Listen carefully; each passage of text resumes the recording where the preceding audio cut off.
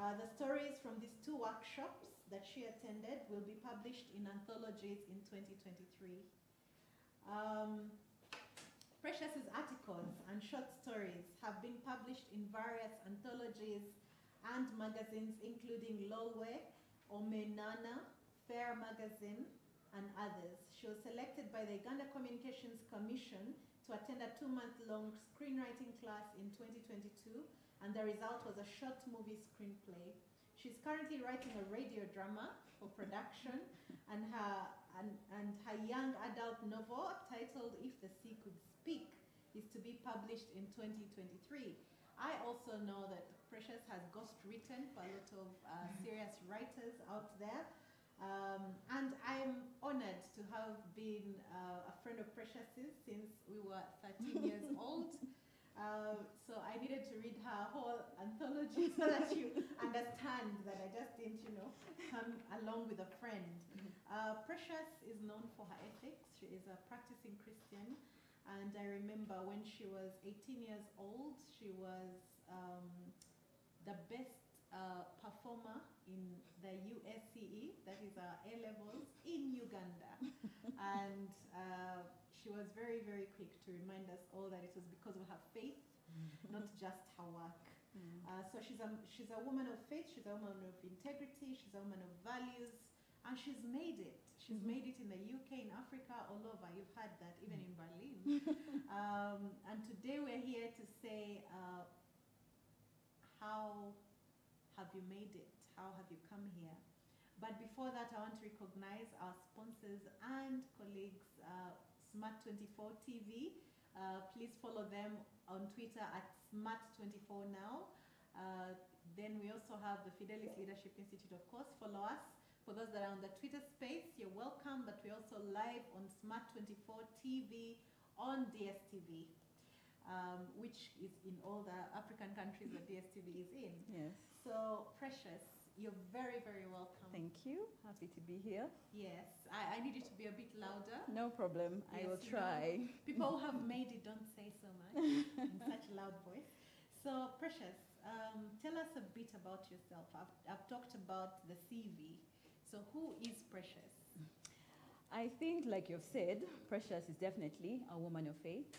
I believe that I was brought here for a purpose by God, and my whole desire and my whole heart is to fulfill that purpose. I believe that I have skills and I have a point of view that is unique, and these skills have to be put to use for those who need it, and also to be able to inspire another generation, those who are coming up. Yes. And also, of course, to prosper. I believe in prosperity.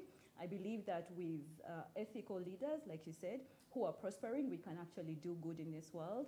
And so I feel like the writing skill that God has given me is something that I need to put to use, like I said, for the new generation, but also to let people understand that art is something that we can find in everyday life. I think that as human beings, we are wired for story. That's why you brought me here. And storytelling is something that we do inherently. And I really want everyone to understand that storytelling is not something that is extremely difficult. It's something that all of us have been wired to do, something that all of us participate in our everyday lives, and something that we can all learn if we feel somewhat disadvantaged in that area. Wow. That's a lot. But Precious has always been quite a lot. Not too much, but a lot.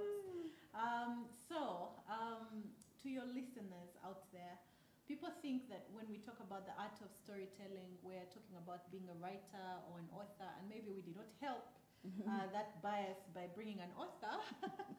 But what are the many ways in which storytelling is used in the business world? Smart24 is a business television. I'm sure business people out there listening. Where do you see the art of storytelling being very crucial in our day-to-day lives? Yes, I think that storytelling is one of the most effective ways of communication. Everybody, if you want to connect to someone, the best and the quickest way to do that is through storytelling.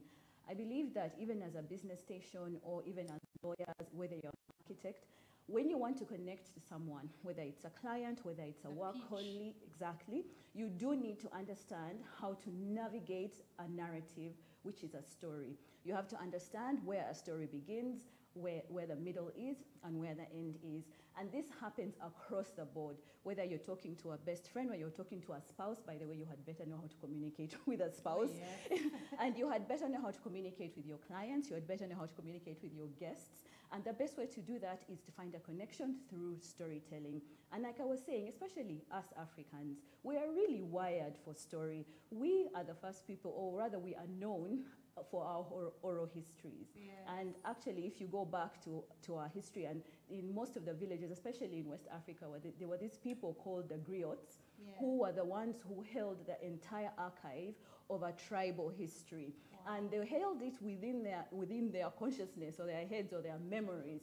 And anybody who wanted to know any aspect of the life or the history of the tribe went to these griots, and these griots would just pick out this story from whatever Really? space it was in their minds and recite it. And so these people were the holders of history. So when it comes to writing, we actually get this form of history telling or storytelling just in a written form.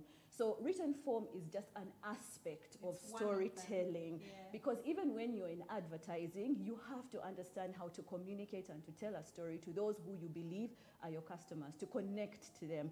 Whether you are trying to propose to someone, you had better have some form of story in that sense, a history with the person. Or if you come home late. Or if you come home late, you had better have a story. If you are a government official, you do have to have an understanding of have an understanding of storytelling if you want to connect. And obviously, there is a negative aspect to storytelling, but that doesn't change the fact that we are wired for story, and story is a most effective form of communication in whatever medium you are.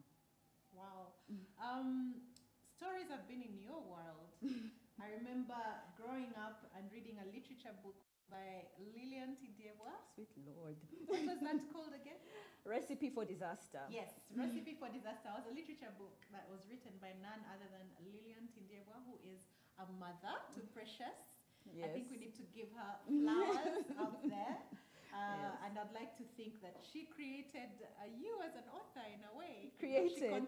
Yeah, I mean, she literally made It's you. true. But, so tell me, how was it growing up with, because she's been I think she's one of the founder members of Femrite, right? Yes. Femrite is the organization that brings together writers and authors, Female writers writers in Uganda. Yes. And it started in the 80s, which was quite, Yes. like really, really in the 80s. I mean, really. A while ago. Yes. So growing up in those influences, most children will probably run away from what their parents do, or it's very rare that they'll just step in there. Did you always think storytelling would be your thing, writing, or did it just happen to you? How did Precious and stories begin? Well, shall I tell you a story? Yes. Actually, I used to scribble in books when I was in P1, P2. I remember myself writing poems. I don't think that I knew that these were poems, but the way they appeared on paper after you get to study, I was actually writing poems. I did get into trouble with my mother, even though she is a writer, when I decided at that young, tender age to write a poem to the boy next door, which she intercepted. Oh, wow. I remember that I said this to her a few months ago, and she couldn't remember. And I thought to myself, that was... Do you remember the poem? Oh, goodness. Even if I did, I wouldn't say it was ridiculous. It was something about flowers and walks and pets. It was ridiculous. But I remember that the way that I wanted to express the fact that I thought this guy was so cute was through writing. Yes. And although it ended up in that direction, and my mom quickly put that out of African me, mother would, she was very, very encouraging when it came to reading. Our house was full of books. I know that for a fact that her father was the first person to build a school in her area of Rukunjiri. Their family is actually well known for that. She used to tell me stories about how her father was the first person to bring a radio in the whole village, and everybody would gather around to listen to the BBC. And so she always grew up with this understanding of story, and she would encourage us to read, and she would bring books home. So I think in my growing up, it was wonderful to be in a home where creativity was encouraged. Yes. Yes. Having said that, when I went to university, my dad actually took over. When they sent me for university, they sent me to do management and IT. And halfway through, I realized I don't think this is for me, but I was afraid to leave. And this was in... Don't say that, yeah? No. I'm talking about the university. Yes, Manchester University. But Precious left some of us to yes, go to I Makerere. abandoned you. And one thing you don't remember is, you would not know, is that your name was right next to mine in the Faculty of Law. No way. Yes, Precious Kemigisha. And I was. Did you apply for law? Yes, in Yes. N6 I applied for law, and So then Makerere failed to get you. No, it's okay. They got you, and I'm pretty sure they did much better than get me. Yeah. So when I did management and IT, I wanted to leave, but you know, when parents are spending money, you're totally afraid to do that, because I found the course very, very technical. And in one of my essays, I remember very well, it was manufacturing in Britain. I wrote from the deepest part of my heart, and I handed in my essay, and it came back to me with a comment from my lecturer saying, "Precious, this is not a story." And I thought to myself, oh my God, it should be a story. Everything is a story. And I actually, that very day after I had my essay, I put it in my bag, and I crossed the road to another university, and I went and enrolled for literature without telling my parents. And that university that I enrolled in, Manchester Metropolitan, which is different from Manchester University, is actually now the one where Jennifer Makumbi teaches. I totally missed her. But yeah, so they had a very good literature course. So I think I owe a lot to my mother, and I'm very grateful for growing up in a home that encouraged creativity and reading and writing. Well, that's amazing. So as a parent, we struggle with encouraging our children to read. When I was growing up, books were like contraband. I mean, I was addicted to books and to novels especially. Yeah. And parents thought that, my parents on the other hand, thought that, the books are going to distract me from reading. So they were like contraband. It was illegal to have books near your textbooks, novels near your textbooks. They would interrupt. And now in this generation, we are struggling to convince our children to read. Because they are so screen hungry. They're used to screens and things like that. So how would you speak to today's parents? Because I loved what you said. Stories are not only in written form, they're in many forms. So how can someone develop that talent when especially a child, when they're stuck in this world that is full of screens? The stories come in form of screens, podcasts, all sorts of things. Do they connect as deeply as the written word? I have to say that all of these different media, whether it's movies or podcasts, have their roots in writing. You actually cannot start a podcast without a script. You cannot have a movie without a script.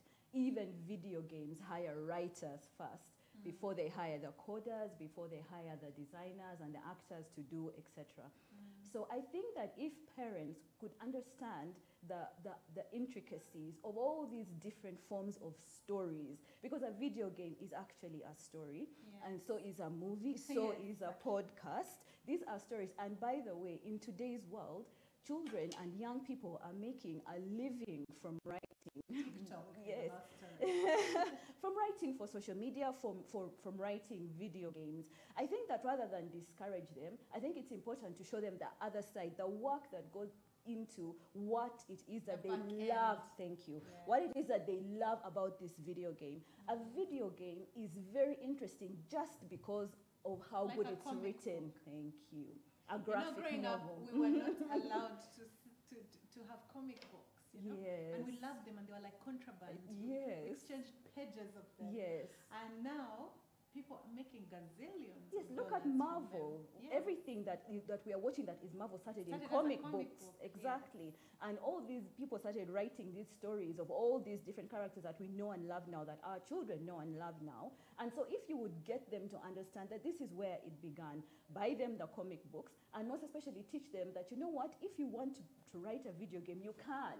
First learn the story, and then also take them into different aspects of maybe coding, so that they can know that storytelling is everywhere around them. It's not just in the novels, although the novels are important.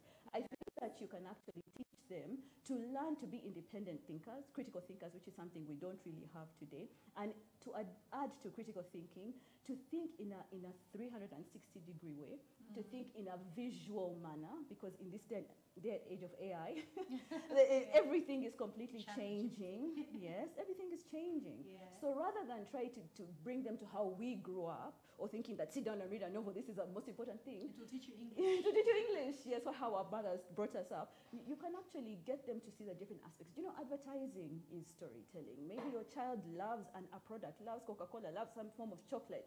And you tell them, you know what, this is something that was written, it's scripted before they brought all these actors. And so you will let them know that the skill that is necessary for the thing that they love is rooted in writing and in storytelling. Wow. So in writing, what would you say your genres that you love, that you like, not just reading and absorbing and consuming, but what would you say, if you had to characterize yourself in a genre, what would that be? Oh wow, I think maybe fantasy. Fantasy. I love fantasy Yes. because it has a lot of opportunity. Leeway. Yes, there's so much that could happen in there. Creative license. Thank you. If I don't like the way the world works, I can make up my own with its own rules, with its own atmosphere, with its own even species. Although I haven't reached the stage of writing species, but this is the kind of fiction that I usually find myself gravitating towards. I'm a fan of fantasy, and most of the reactions I have found from our traditional parents is that they fear or shun what they don't understand. Yes. And many times fiction is from the darkest, funkiest, and maybe weirdest corner of somebody's mind. And many times we found that fantasy as a genre is not embraced by maybe our traditional parents, teachers, even in schools. And yet, looking at things like Chronicles of Narnia or reading Hannah Hannard, Hind's Feet in High Places, allegories, you know, Pilgrim's Progress. This is fantasy. Yes. And they have such deep connections to themes like creation, like Christianity, like, you know, faith. So how do we, as a writer and as somebody who teaches writing, how do you, when you find traditional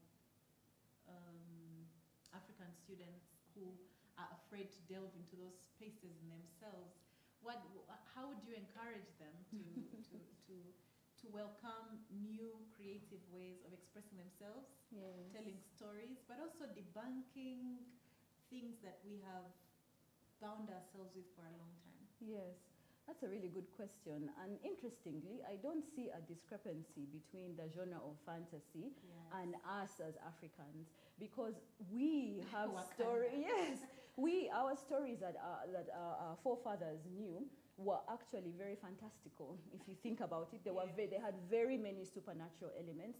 I mean, cows coming from the sky. Thank you. I don't know, Nambi and Chintu, and all those different stories. Everywhere married the witches fly. There we go. Have flaming bottoms. Was there someone who gave birth to a river? I don't remember one of those stories. Gave birth to a river. I know, you see. So, thank you. Gave birth to a river. And so our stories, if we actually categorize them into a genre, are fantasy. And in this day and age, they also call it speculative fiction, where there are elements of speculation, where you're thinking about how could something have happened? How was this world created? Oh yes, there must have been some guy with a cow, and he came and he did. So now we are speculating, because clearly none of us were there. Yes, but that is also a form of supernatural writing, fantasy, and there is no discrepancy between us as Africans and what we have been taught by our forefathers. And even if you ask your mother, these stories, I'm pretty sure she's full of these stories. Really fantastic ones. Exactly. But then you find that when it comes to watching them, and it becomes too much. I think maybe because of the visual arts, I don't know. But now getting back to writing and maybe your favorite genre, and then how do you define yourself? There are many writers online. There are many people that might want to write for leisure, that might want to tell their stories, that might want to enunciate on a concept that's really itching at the back of their minds. How do you manage being creative, doing research, and plagiarism, the ethics of writing? I think that it's a very thin line. Yes. I think that most importantly, if you do have something that you really want to write about, it's important to position yourself in a place where you understand that there might be some plagiarism here. Having said that, everything that we do as creatives is filtered through all these different things that we have consumed, whether you've watched a movie, There's whether... always an influence. Exactly. Everything comes into the cauldron of your mind, and then your voice, whether you're writing, whether you're speaking or telling stories to your children, you are filtering these stories through, and you come up with your own different take on whatever aspect it is. It doesn't matter if you're writing factual things. You actually have an opinion that is shaped by everything that you have actually consumed before. So then, it's important, I think, as a writer, this is what I do. I keep note of what it is that I have read that I think that Has is influenced you. yes. Yeah. So that if it happens to reappear somewhere, my mind makes a connection as to where I got this. There is this thing of just consuming everything and you don't know where it came from, and then you say something and someone is like, wait a second. That's not original. Didn't Eva DuVernay say? And you're like, oh yeah, I think she did. Because it's very serious. And as a lawyer, I'm very concerned about it. Precious is going to write a novel on ChatGPT, and then somebody else is going to sue and say that you've taken my idea, and then maybe someone is going to read what you've written and write an advert for something, and then someone else. For instance, you saw what happened with Apple and Android, and the things they've had to do because of I think it was the Note 10 or something. One of the phones that was designed with the other's design and thought. But when you think about it, phones had evolved to that level of utility, and it was it's common for Gen Z to think a certain way. Yes. So if you have two Gen Z developers, it's very likely that they're going to think this phone should be waterproof. So, it's true. And yet in the law, it's the first to register it, the first in time. Exactly. Who will take it. So as a writer, and you have been an editor. Yes.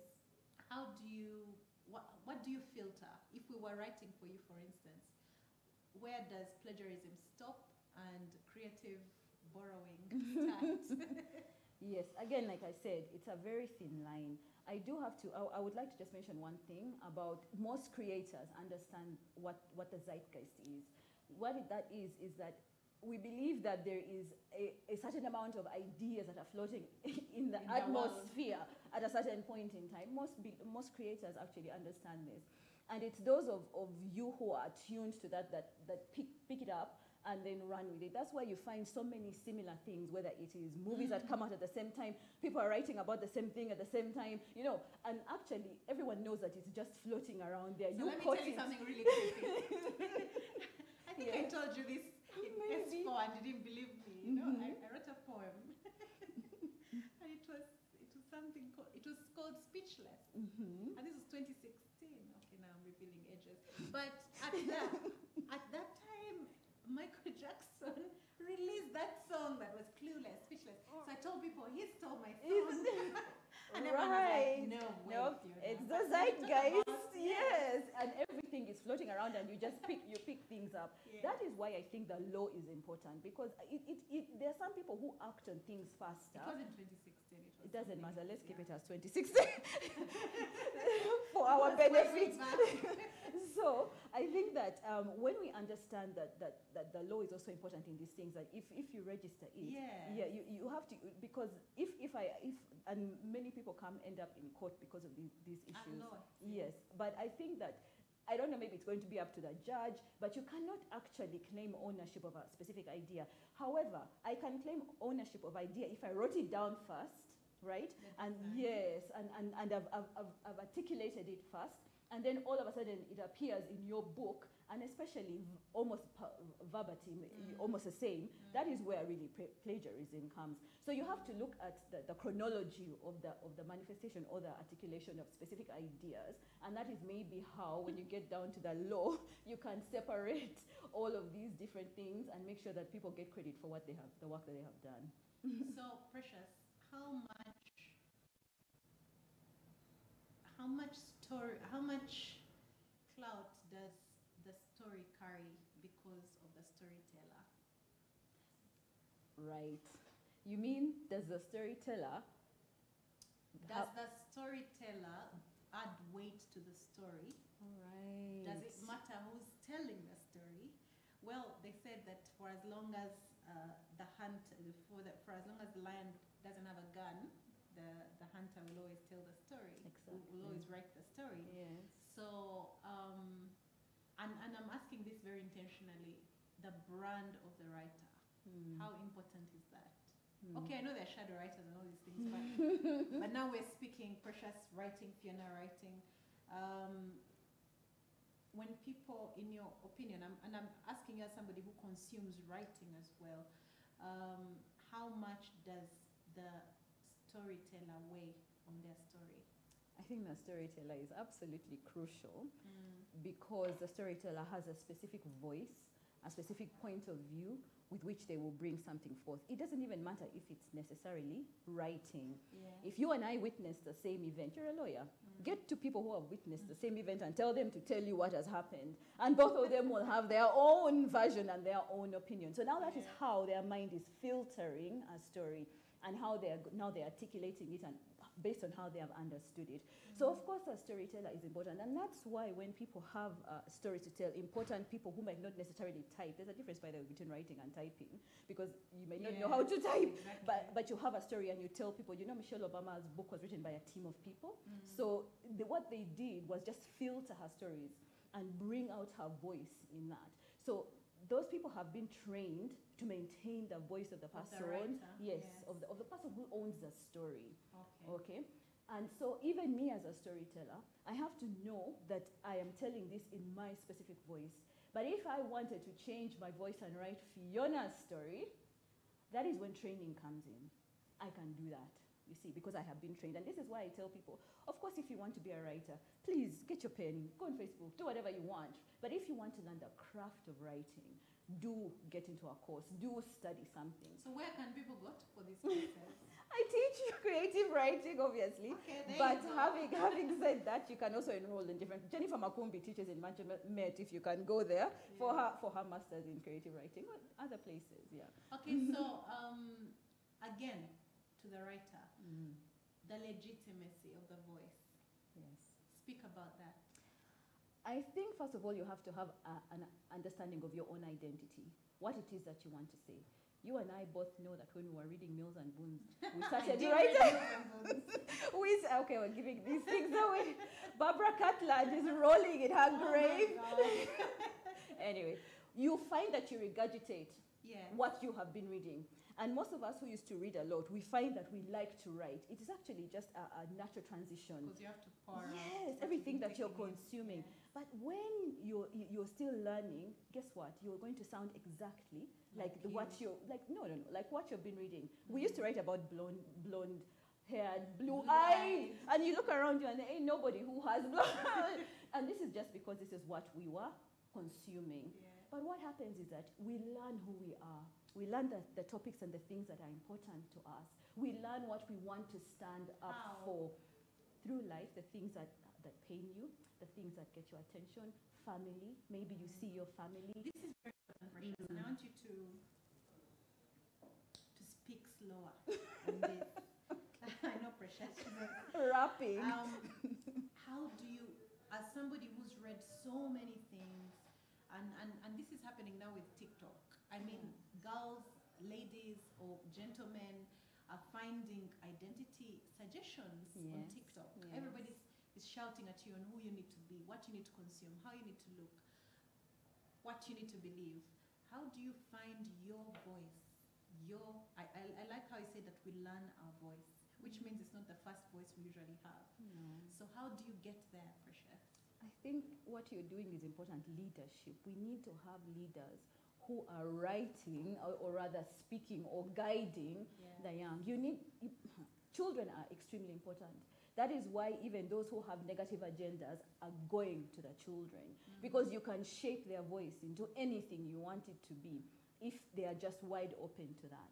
And so parents have a great role to play in this. And also our leaders, like I've just said, religious places have to make sure that the young generation, and then you also have to let them understand that what they are being told, or by the people whom they love.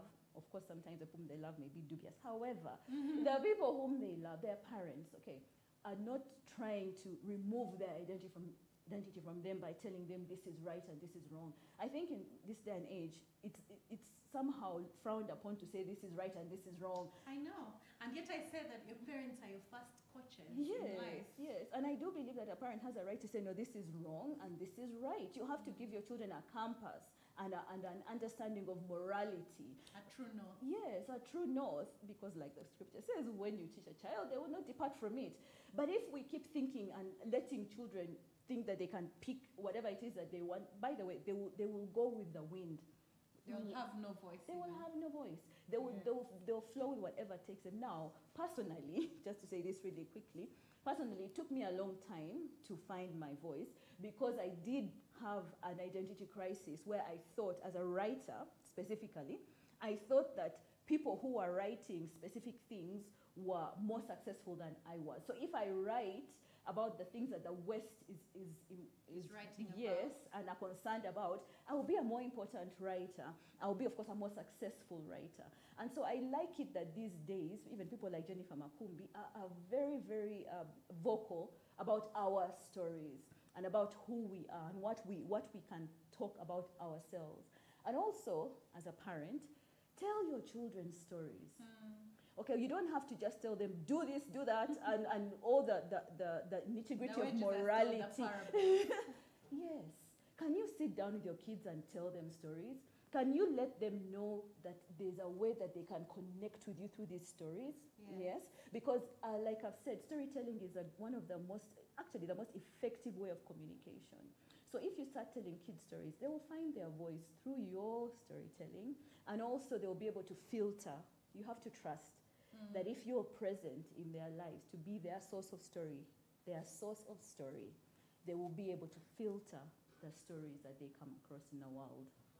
Wow, that's amazing. Now, on these Fat Talks, we do something. We play a game with our listeners. And our guest of the day is always asked to tell us 3 things about themselves, and 2 or 1 of them must be a lie. Okay. Then the audience will decide afterwards. Okay. We'll see. It's really just to judge our audience, tickle them, look at how, because some of them maybe have never heard of you, but the intuition so far and how much we've spoken. Yes. So Precious, as a creative, I do not think I'm going to give you time to think about your truth or lies. You might make them too fantastic for our audience. So what would you tell us about yourself? 3 things, 3 lines. Okay, number 1, I was one of the writers that was chosen to consult for Michelle Obama's book, Becoming. Number 2. Wait. You know you speak very fast. I do. Consultant for Michelle Obama's book. Yes? Yes. Number 2, I met David Beckham once in a corridor. It gets really juicy. And he just smiled at me and I smiled back. So David Beckham thought she was hot. I did not say that. I did not say that. Smiled.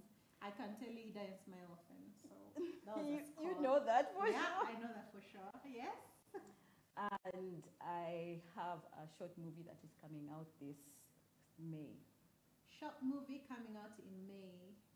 How come I'm not in this movie, Precious? My dear, I think your beauty will scare away everybody. So, ladies and gentlemen, we have our Truth and Lies session with our guest today. Precious says she was a consultant, she was consultant for Michelle Obama's book as a writer. She also met Beckham once and made him smile. She is having a short movie come out in May 2023. So, what is true? What's a lie? Please let us know how deep you know Precious, how long you know. and let's judge you. So as that goes on, Precious, we are trying to promote ethical leadership here. Yes.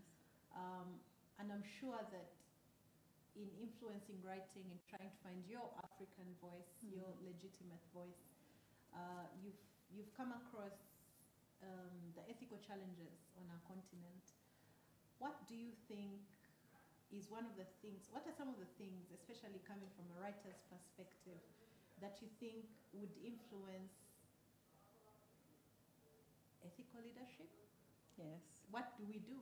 What do we do? Yes. Wow, if I solve this, do I get a prize? I think that it comes back to how our education system is. I really believe that the leaders that we have today haven't really found, this is my opinion, haven't really found the things that they are passionate about, the things that they should have been encouraged to do. I think that they weren't even told about the importance of leadership, what a leader should be, a servant leader. So there is this idea of prestige when it comes to... So success took them by surprise. It took them by surprise, and also they didn't really know the purpose of it. Why has God given me this position? How am I supposed to act in this position? Is it just about prestige? Is it just about the title that I have? And is it just about my access to resources that, oh, now I'm in the cookie jar? If I may interrupt, in Africa, they say that the child who's washed his hands will sit at the table of elders. And now I keep saying that the challenge of leadership today is once you are at the seat of elders, what do you do? How do you conduct yourself, and who prepares you for that? Continue. Who prepares you for that? Yeah. And I think that we have to go back to the children. We have to get them when they're young. Teach leadership to the young. I know what you're doing is wonderful, but we need to go and catch them when they're younger. Exactly. Because there's a point in which you're set, you see? I know there's a, in our language, there's the proverb about correcting a tree before yes, exactly. But yeah, when it's still pliable and young, because there's a certain place where you get to as an adult and you're set, now you're set in your ways, and it's very hard to change you. So we have to understand that changing this country is a long-term goal, and it's going to be done by our children, you see. We have to train them, because we're not going to be here to see most of the changes that we are hoping to see. But if we just keep floating about, complaining and putting pictures of potholes, and that's all we do, you see, without actually training the next generation, they're just going to have exactly the same problems that we had. So I think that we have to really take the training of children seriously, let them understand what leadership is, so that when they come to the table, their hands are clean, and they know how to conduct themselves. Oh yes, oh yes. I like that. I think what Precious is saying, if I may borrow her words and sort of overstep, is that, yes, clean hand, if you wash your hands, you'll get to the table. Yes. If you keep your hands clean, you will stay at the table. Exactly. Thank you. That's very, very amazing for us. And just to comfort you, Fidelis Leadership Institute has a FAT Foundation. We call it a FAT Foundation. And we are partnering with various career guidance initiatives like the Bakash Foundation. We're doing programs in schools, career fairs. Yes. I think we've participated in 2 so far. Wow. So we are encouraging people, and I'm glad that there are programs out there that are actually targeting the young people. I don't know whether as writers, I don't know whether you belong to a writers guild or something, and I think also it would be powerful to help young people find their writing voice while they're still really young. Because that dilemma you had of the West, sometimes I find it even on our tweets. Yes. Sometimes tweets sound like American journalists, you know, and yet you're thinking, hey, we're in Africa here, you know. Exactly. That voice, I don't recognize it. It has an accent. Yes. It has, and the things that it's elevating as important might not be relevant here at this point. Yes. And that's why we're doing FAT Talks. I know that, you know, we have TED Talks, which are about technology, education, and development. But we thought, you know, on on this continent, I think ethics is something that's terribly, terribly lacking. So Yes. if we say fat talks, we want leaders who are just basic, faithful, available, and teachable. Yay. So, Precious, where is Precious supposed to be maybe in 10 years' time? I'm asking you this because you told me that you would be the best girl in the country. And you wrote it down. I did. And you had just gotten some really horrible marks in history. I remember we were in S5. And you told me this is faith. This is me putting God to the test. So let's do that. 10 years. Where does Precious see herself? Right. Can I just start by saying it's true that I took a long time meandering in the wilderness because I had taken up voices that were not my own. Yeah. I believe that I am a storyteller in different media. Yeah. It's not just in writing, and that is why I've moved also into film, which I'm finding a niche, and also radio. Yeah. I believe that in the next 10 years, I will have more than one international movie. Yeah, wow. That is a goal that I'm aspiring to, and a feature film, not just a short movie. I will have novels published because, like I said, my first one is being published. But the thing that's going to make me extremely proud in the next 10 years, it's interesting that you mentioned that we should teach the young how to write, because my mother and I and other partners have just started a writing program that we are piloting in a school. It's called the class authorship corner libraries, whereby we want children to write their own stories. And we're going to put their stories in their own libraries in their class, so that each child can read their own their friends' stories, and each child can know, I am an author. That makes them connect. Thank you. And they can know that I am an author. So we'll actually just manage to convince some funders to get. I know we have to pilot it first. And I'm so happy that you had Simon here, because Simon has done a great job with Fundibots, but in sciences. And King. Yes, Solomon, Solomon King. Yes, and he has done I keep calling him Simon, sorry. And he has done a great job with Fundibots in sciences. And I keep saying to my friends, I'm like, you know what he has done for sciences, I want to do for arts. Yes. But to teach children. Yes. We're tired of STEM. So in 10 years, we will have a group of a whole generation of writers. Yes. Thanks to Precious, Collette, That's and true. Lillian in the Yes, remember. We shall remember. So thank you for being a person of purpose. How does somebody find their purpose, Precious? Through lots of wandering. I have to tell you that is, I think it's somewhat comes with searching. Yes. You do have to look for it, and you do have to have a group of people who you trust to listen to. So it's okay that you're lost if you're lost. I think it's okay, yes, in a sense. No, because we are speaking to people here, and somebody out there might be feeling, I've not yet found my voice. Yes. I've not yet arrived. I am still, so many things are tugging at my heartstrings, and I don't know what I love exactly. Yes, I wouldn't call it lost. I would just call it you're looking or you're searching. And I think that like we believe in God. God always answers a searching heart. I think it's important to question. I think it's important to try different things. Don't knock writing just because you're a scientist. There are many scientists out there who are poets, okay? And even you poets, don't knock science. Try something new. Yeah. Let us learn how to embrace different things. Let us learn our parents. Get your mom to play a video game. Oh, you should see her exactly. when she's doing her exercises and everything on YouTube. On YouTube, you see? Yeah. And so as you're looking at all these different things and you're keeping an open heart, there's a difference in open mind and open heart, because sometimes open minds take in everything. An open heart that is genuinely searching, you will find. But also, can we encourage people to explore, especially reading? Can people read more? Can people read all forms of... What would you tell us? What are some of your greatest writers? Well, just obviously... pick a few. Well, other than my mother, we're not being biased. I do love Jennifer Makumbi's books. In the form of fiction, she's very great at writing. What has she written?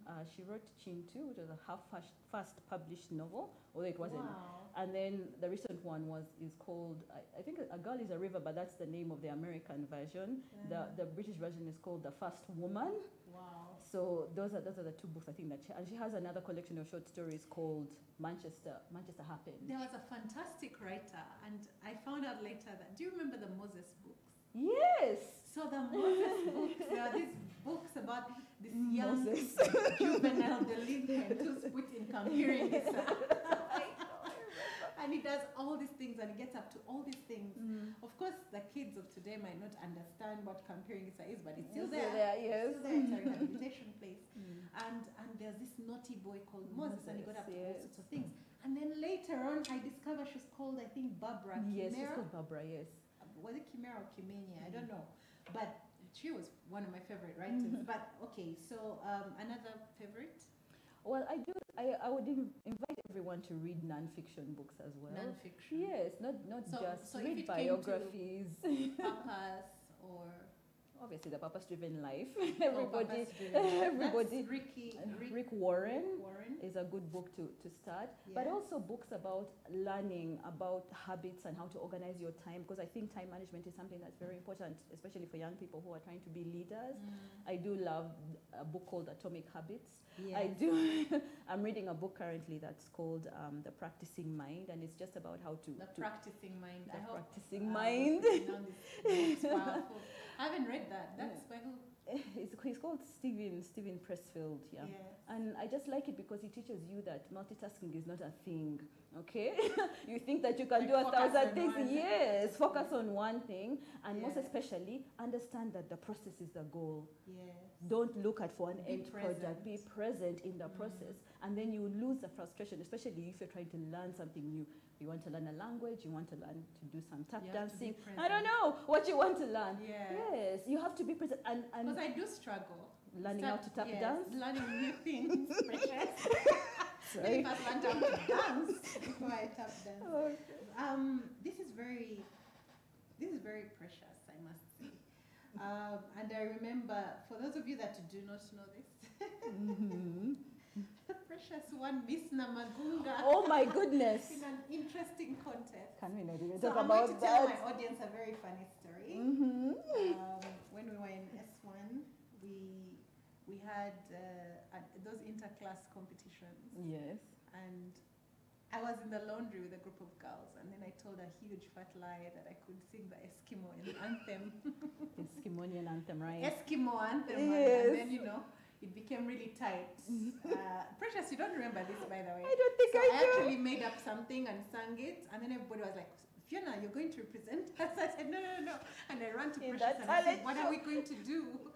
And then Precious ran for Miss Namagunga and won it. I totally took the To pressure save- off you. To save my hide. So thank you very She much. owes me a lot. I hope there are no classmates out there who've heard about my huge hookah.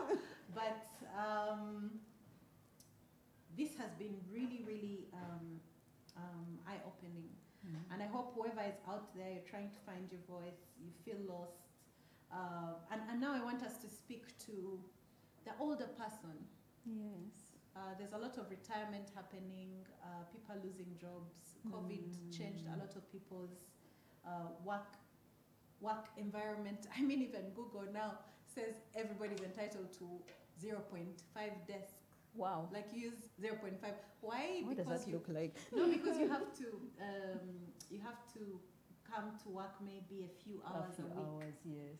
And those are the hours that you're entitled to To your the desk. Wow. So now that is changing so much, Yes. and people are in a crisis. I mean, and I used to love the conversations we used to have about Oprah Winfrey and at what age. And I want you to go there. When is it too late to find your purpose? It's never too late to find your purpose. Yes. That's what I believe.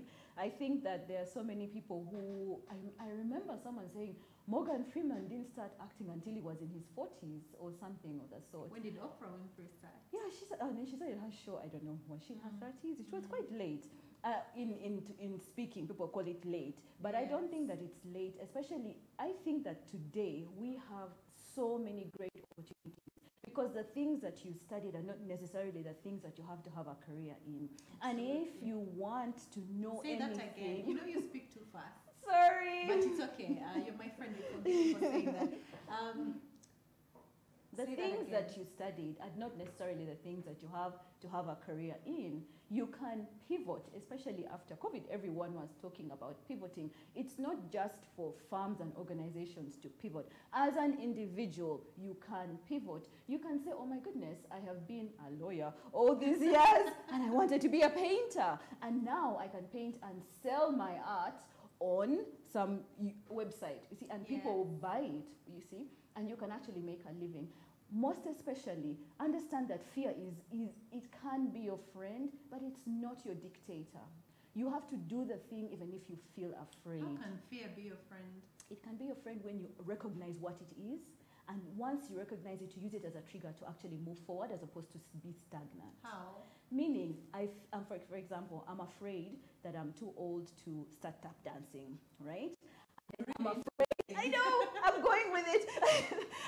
All of a sudden, I feel like I want to tap dance, but I'm feeling like I'm really old, and I feel that fear, and I feel inadequate. And now, rather than saying, "Oh man, I'm too old," and then I just go back under the duvet, I realize and use that fear as a trigger, or rather than as a propeller to say, "Okay, I'm afraid of this.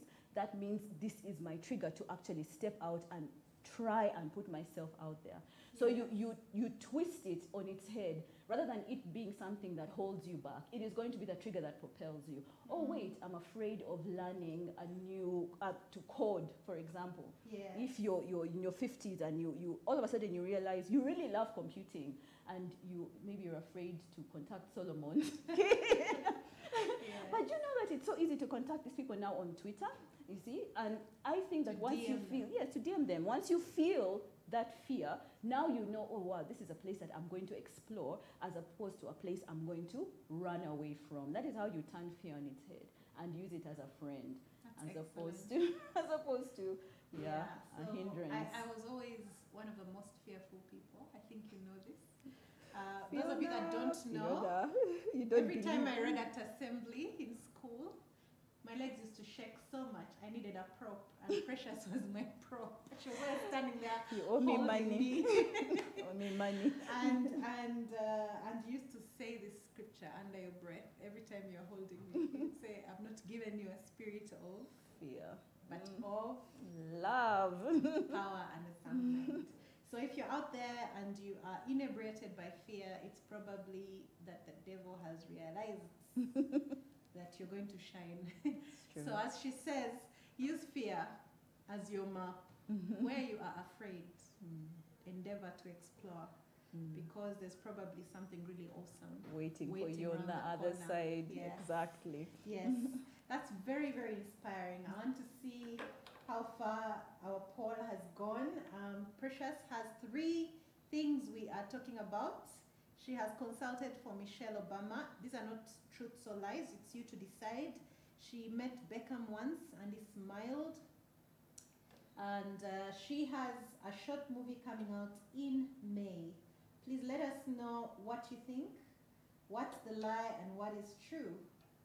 I'm trying to look at our poll as we speak. Let me see. I'm not seeing it yet. But I want to recognize our people that are online. We have a lot of people that are online. And let me look at the poll now. Yes. So apparently, what do I think? I think you met David Beckham. Okay, Precious. So 100% think you have met David Beckham. That is really scary. People, please go onto our page and participate in our poll. Has Precious met David Beckham and blown him away? Was she consulted for Michelle Obama's book? And does she have a short movie coming out? What is true and what's a lie? So this is where we welcome our listeners. If you have a question, you can put it on Twitter, or you can reach out and ask to speak. Just click on your microphone, you'll be given a chance to speak, and you'll ask your question. Anybody out there? Anybody out there? Anybody out there?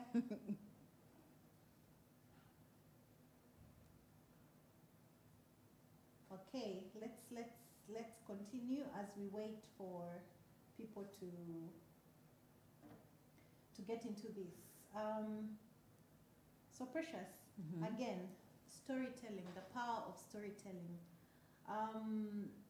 You are a person of structure. If someone were to write a story, how should they start? What's the process, if there are steps?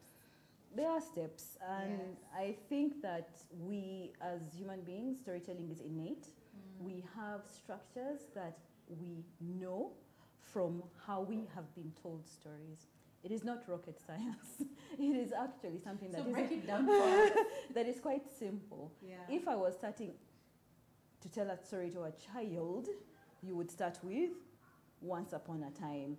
Those are just words that are chosen. However, it is chosen that way because that is the beginning of the story. You have to find a way into the story. Yeah. And the words once upon a time is just a way to come into the story. It doesn't matter if you're in advertising, it doesn't matter if you're a lawyer.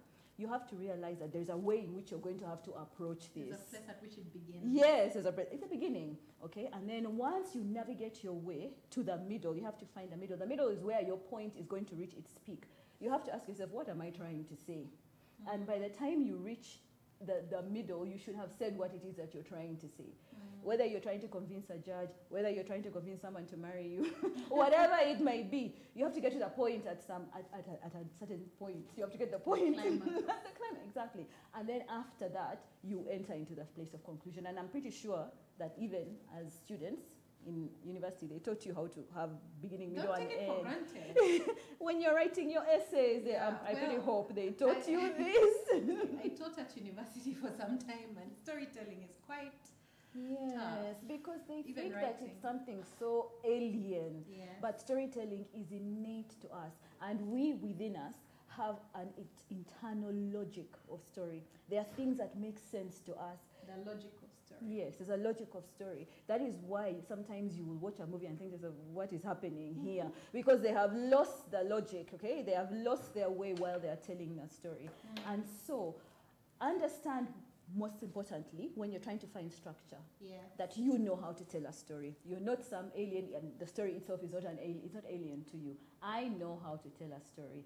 And then start at the beginning, find your point in the middle, your midpoint, and then conclude. Don't you need a theme before you go into this story? Well, one would hope that you know what your theme is. Like No, if you're I'm really a lawyer, asking if this you're because, yes. if you're a lawyer, what is it that you're trying to say? That's what you have to ask yourself. What is it that I'm trying to say? I'm trying to convince a judge to do ABC. If I'm a politician, I want people to vote for me. And this is how I'm going to do it. I'm going to talk about the things that are important to them. I think finding a theme is understanding who your audience is.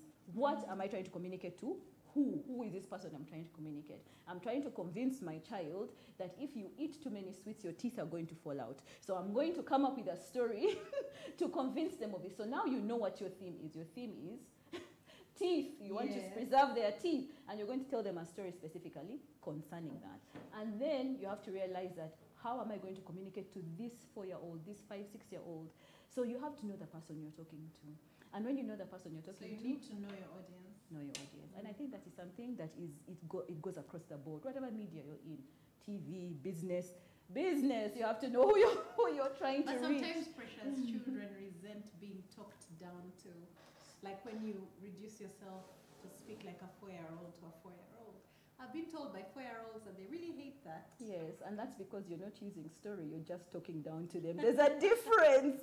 If you actually tell a child a story, you won't have to sweat to get them to reel them in. But if you're telling them, don't eat that, and you change your voice, that is being condescending. But actually, if you find a story to tell them that is going to connect with their imagination, one thing we have to remember, you don't have to work hard to gain a child's trust.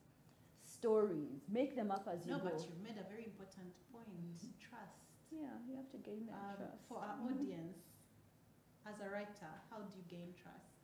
What are some of the things you do to gain trust? Of course, be authentic. I think that many people take up personas, and many people think that if I act like so, let's not go there. I will gain something. Okay. But you have to realize that you, in and of yourself, you are enough. And maybe in this day and age, especially our young people, they don't think that they're enough. They think they have to take on something else that's not them to make them enough.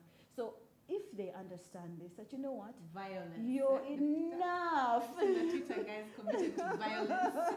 Sometimes I think, you're such a sweet soul. Like, there's no way you're committed to violence. Yeah, and so when I sit here and I realize that, you know what, even if I've made mistakes, they have brought me to this place. They have taught me so many lessons, and I'm not afraid to talk about them. I can be more authentic with you. I can connect more with the audience, as opposed to trying to have a perfect persona. So gaining trust, be authentic. Be authentic, understand that it's okay to be who you are and to have failed. Yes, so embrace your, even the not so perfect bits of you. Exactly, embrace your quirks. Yeah, embrace your weird. Yes, embrace your weird and know that someone will connect with that. And then another thing, be willing to share yourself with others. Be vulnerable. Be vulnerable. That's tough. That That's it really is. tough. But we are learning. We're on a journey. I don't know how you tell a lawyer to be vulnerable.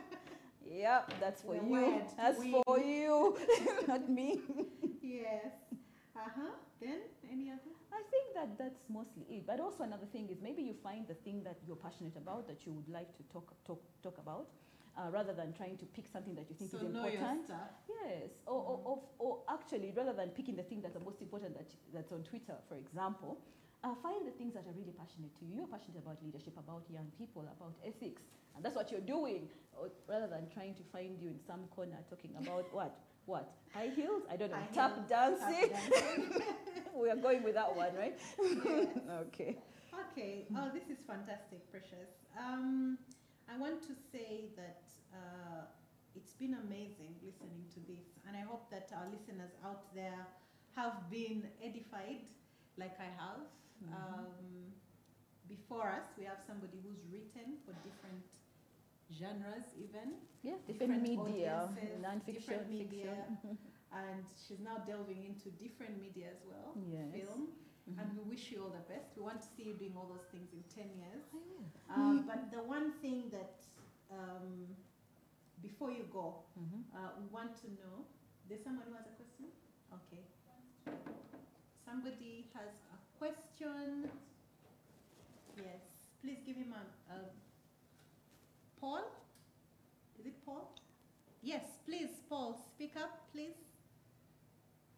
Yes, it's Paul. Thanks for the opportunity and also for the insights that we've been having. Personally, I would want to perhaps get some guidance in terms of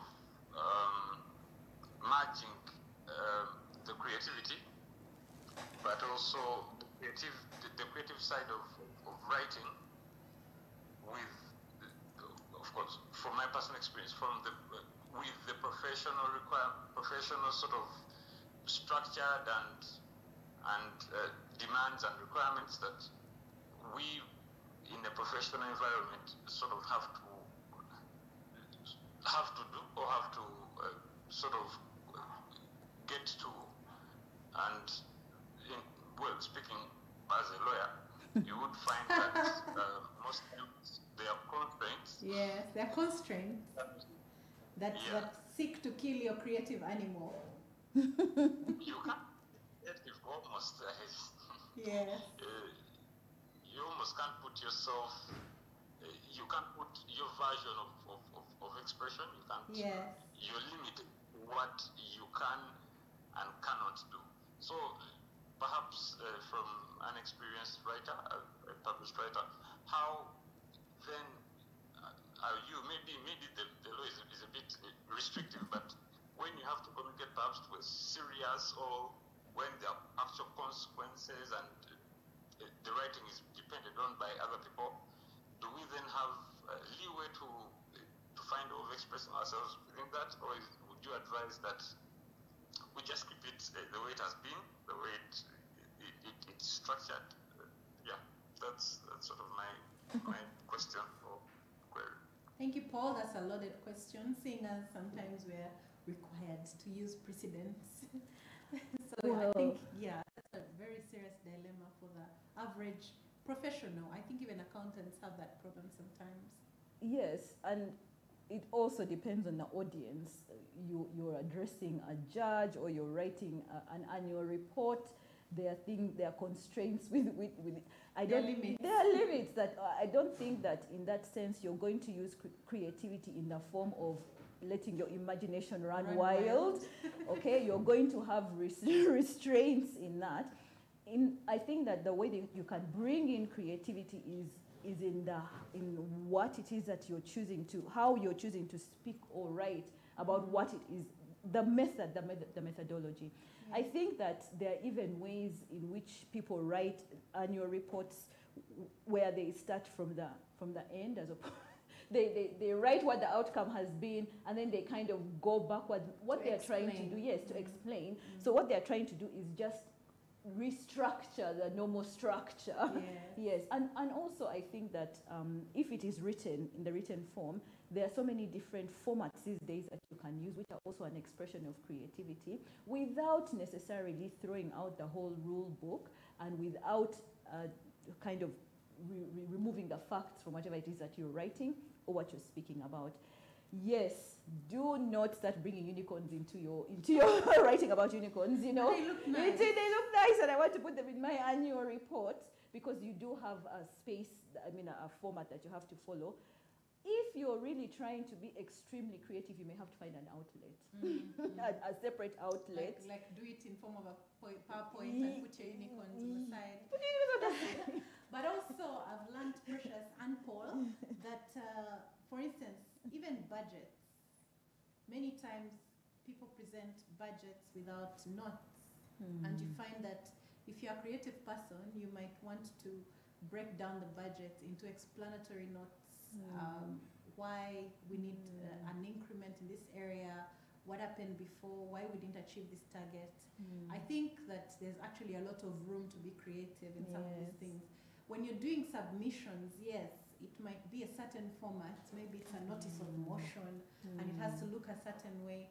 But there's a point at which you have annexures, you have affidavits. The good thing is your client is allowed to be a unicorn. There you go. So there's room for unicorns in court.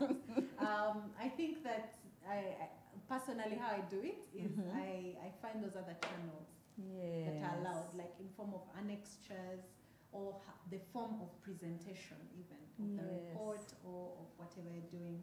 But Paul, that was a very brilliant question. Thank you very much. Is there anybody else who wants to ask a question? Let me check in our audience. How is our poll doing?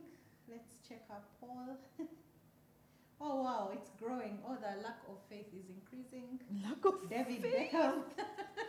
It's getting down to 57%. Wait a second. They are voting for what they think is true or what they think is a lie? They are voting for what they think is true. Okay. At first, all of them thought that you met David Beckham. And now they're like, wait a second. I think Victoria has been making some calls. So and the unicorn has given me away. The unicorn has given you away. So, 29% so far think you're releasing a short movie. On Becoming, only 14% think that I was a consultant. You are a consultant. Ladies and gentlemen, this is your last chance to let us know whether Precious met and delighted I didn't David wink at Beckham, him. or whether she's releasing a short movie, or whether she was a consultant on the novel Becoming by First Lady Michelle Obama. Lastly, as we close, we're going to get to the big reveal, but Balunji Jackie says the friendship between Fiona and Precious is giving me life. Thanks for staying connected long enough for us to profit from this Twitter space. You have no idea. Thank you, Jackie. It's not all roses. We don't see each other as often as we should. It's okay. This is life. But thank you so much. And Balunji says you gave yourself away with the movie. So for her, she's voting for the movie. Right. Although so far the votes don't reflect her thoughts. It's still about 29%. Ladies and gentlemen, is she having a short movie come out? Did she meet Beckham and make him smile? And was she a consultant on Michelle Obama's Becoming, the book? As we get to this, I want to ask, what is that one thing? You have somebody with a question? Oh, Paul, again, yes, Paul? Yeah, thanks again. I'll keep it brief. Yeah. My other query was in terms of the day-to-day life that we live now. Almost everyone's a writer. We communicate perhaps more than we always texting and always tweeting and always, almost everyone who has a device is in a certain form communicating and writing, at least trying to put it in some words. Yes. My own query was whether or how do you then separate that part of self, constant, how do you separate that part from when you have then to perhaps make an article or perhaps make a submission, because it is now almost quite prevalent that language or that lingo enters the mainstream communication. That is true. So would you advise that should we just embrace it and just go with that, or in terms of structure and in terms of what we've been listening to, should we create a strict boundary? This goes here and then this can't go here. That's the challenge I'm facing, so perhaps ask some guidance. Thanks. Wow, I think that also goes to what Precious was talking about your persona, taking on a certain persona. I know that I have seen a lot of young, even lawyers, struggle with slang and writing because they have, this gangster language on Twitter with their violence. And then when it comes to formal writing, they are lost. Yes. So, and that goes back to the voice, Yeah. the authenticity of the voice. Precious, please take it away. Authenticity of the voice, yes. Persona, but also understanding your audience. If you don't know who you're writing to, and for example, if you're looking for a job, there is a certain etiquette that has to be followed in every form of communication. I would hope that they teach, I don't know if they teach communication. Speak about etiquette. There is etiquette, and this etiquette is supposed to be taught at university, at communication classes. Because at least we didn't study it in law school. Wow. Okay, Yes. that is interesting because it should be a basic class for everyone to take. Why? Exactly as Paul is saying, communication these days is absolutely everywhere.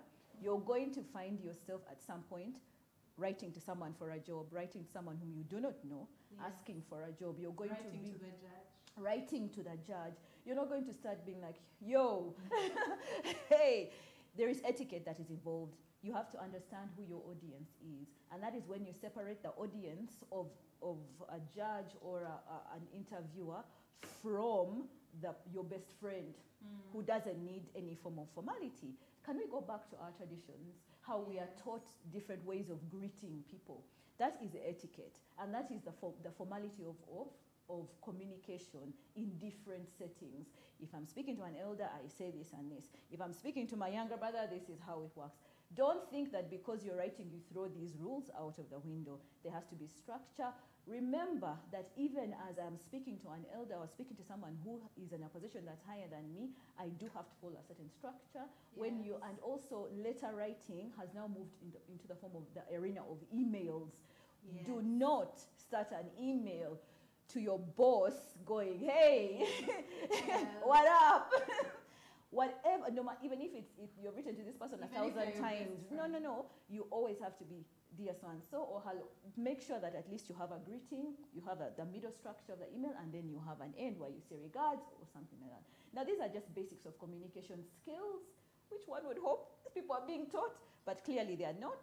But if you do want to learn more, I'm pretty sure there's some helpful tips on YouTube, etc. Actually, our cohort, our leadership cohort at the Fidelis Leadership Institute that's been studying for the last 16 weeks, it's almost graduating, yes. and our newest cohort is due to start in June 1st.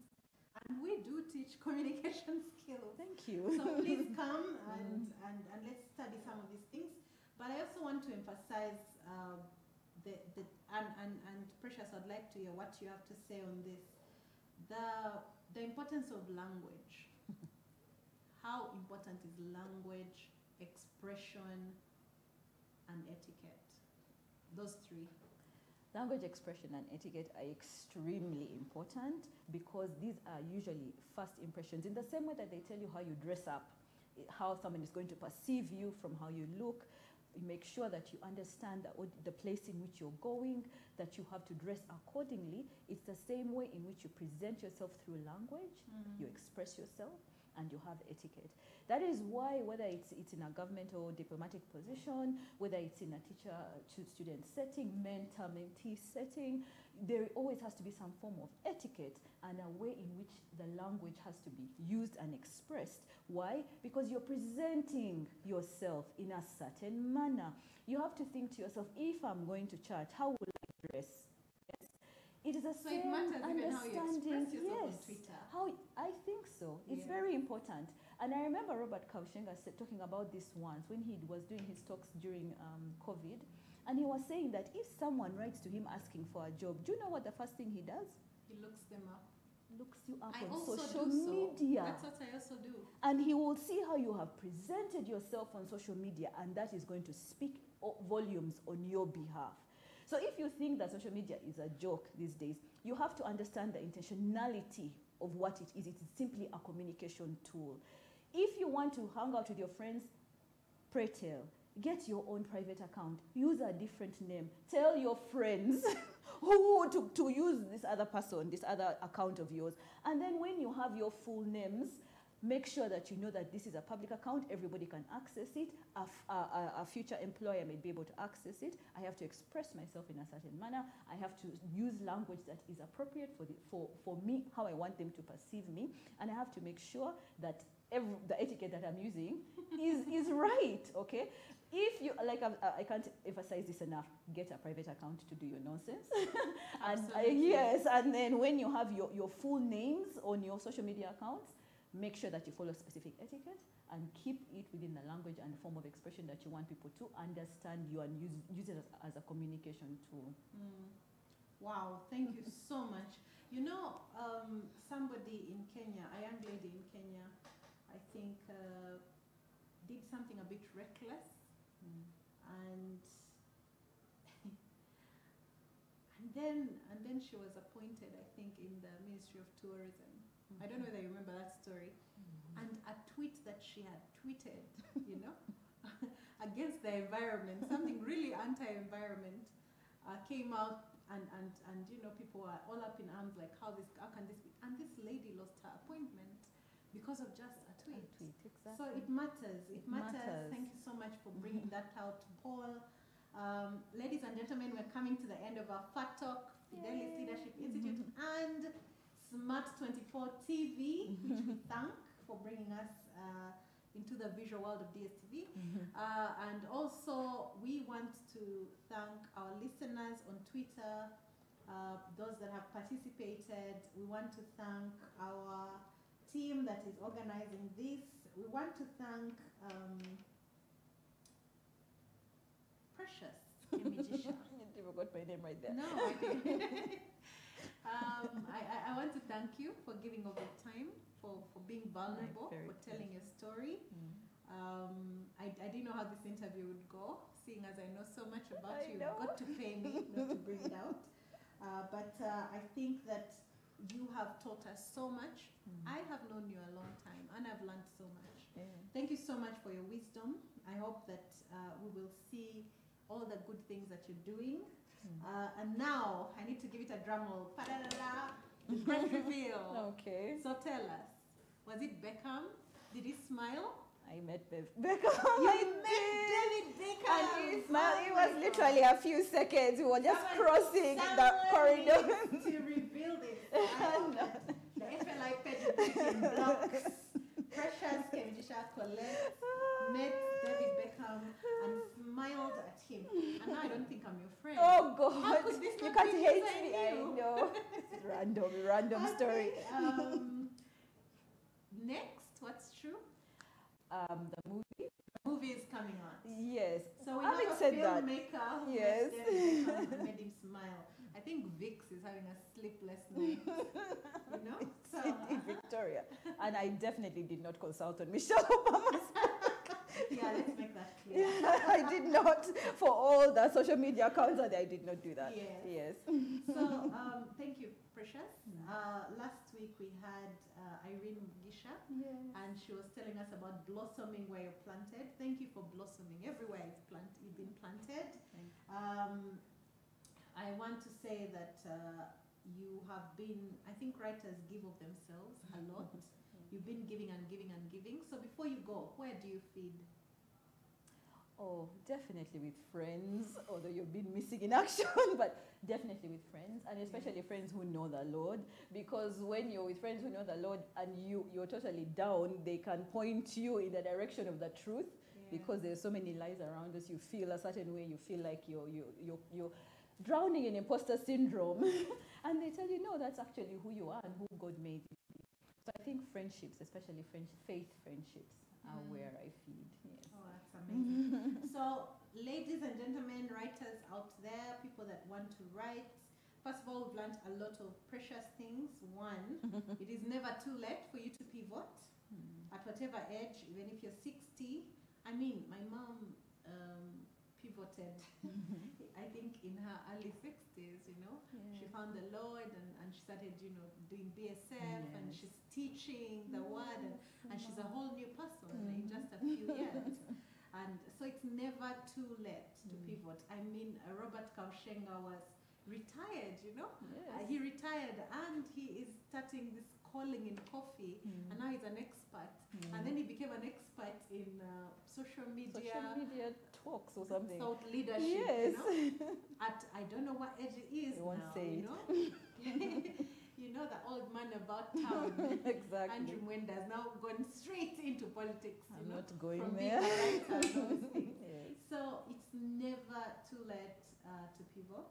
That is one. Two, embrace your fear, make it your friend, and remember that the fear is when success is playing hide and seek with you. And the fear is the wall behind that success might be hiding. The third thing that I've learned from you is that it is important to have communication skills.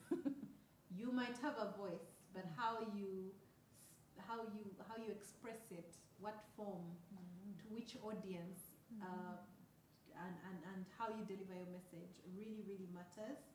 And your voice needs to be authentic. It needs to be ethical. It needs to be from an authentic and ethical source as well. So the last lesson, which I think is very, very important, and probably the most important, is it's important for you to wash your hands to get to the table. But you've got to keep your hands really, really clean for you to stay at the table. You have to have etiquette, you have to have manners, you have to honor. Last week, Irene told us that the elders at the table will not trust you with their truth unless you honor them, unless you show that you have respect for them, and character. unless you have character. And what is character? That which you do when no one is looking. It's been the Fidelis Leadership Institute with Smart 24 TV bringing you the Fat Talks. My name was Fiona Wall, hosting Precious Kemigisha Collette, a renowned writer, author, and soon-to-be filmmaker. Happy Eid.